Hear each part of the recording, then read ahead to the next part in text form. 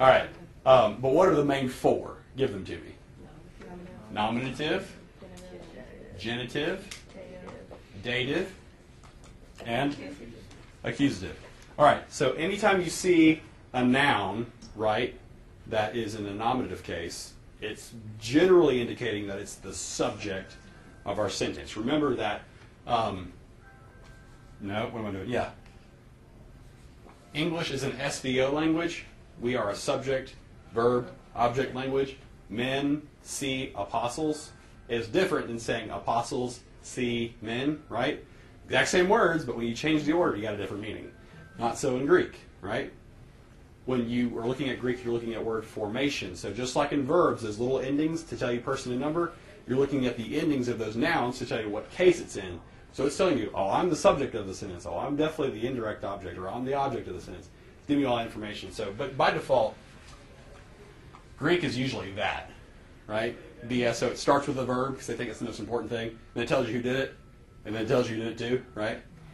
Or if it's in the passive voice, you know, what the action is, who's being done upon, and who's like guilty for it, kind of thing, maybe. Interestingly enough, I was watching Jeopardy, and sorry, I think it's this. I think it's Yoda's pattern of speaking. OSV. Like, no. I don't remember. Don't worry about it. I'll Google it later. It's another class. Actually, that's another class for another time. Okay, but nominative case, it tells us who the subject is. So if we see something in the nominative case, and we've got a bunch of different endings for that, right? Confused you are. Confused you are, yes. Well done. It tells us the subject. Very good. Skip down to the accusative. It tells us what? The object. The object of the sentence, the direct object, right? Yes. The genitive case usually tells us it's the possessor, right? And what is our helping word with the genitive case? Of. Right? Of. So if you saw something in the genitive case, you'd always use the word of. So like, I can't think of a good example, so I'm just write one on the board.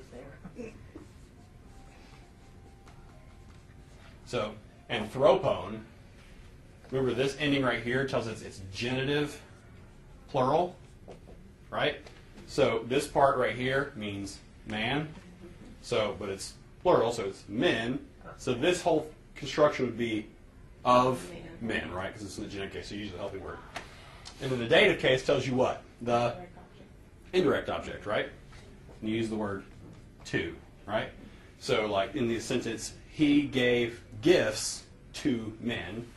The to men is considered the indirect object, right? It's the gift who is most directly receiving the action of giving, right?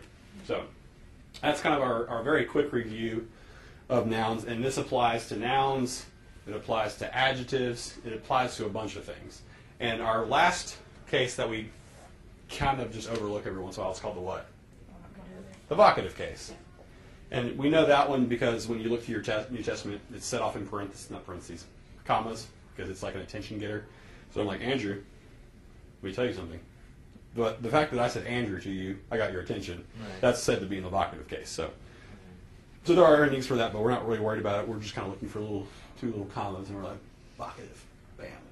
So those are our cases in Greek. Now remember, when we change a verb, we call that a conjugation. But when we're changing a noun, we call that a declension. And there are, and to give you the reason why it's called a declension, because you're said to be in the nominative case, so that's your subject, and then you decline till you get to your accusative case. So you go nominative, genitive, dative, accusative. That's what it was explained to me. If it helps you, keep it. If it doesn't, just leave it alone. As always.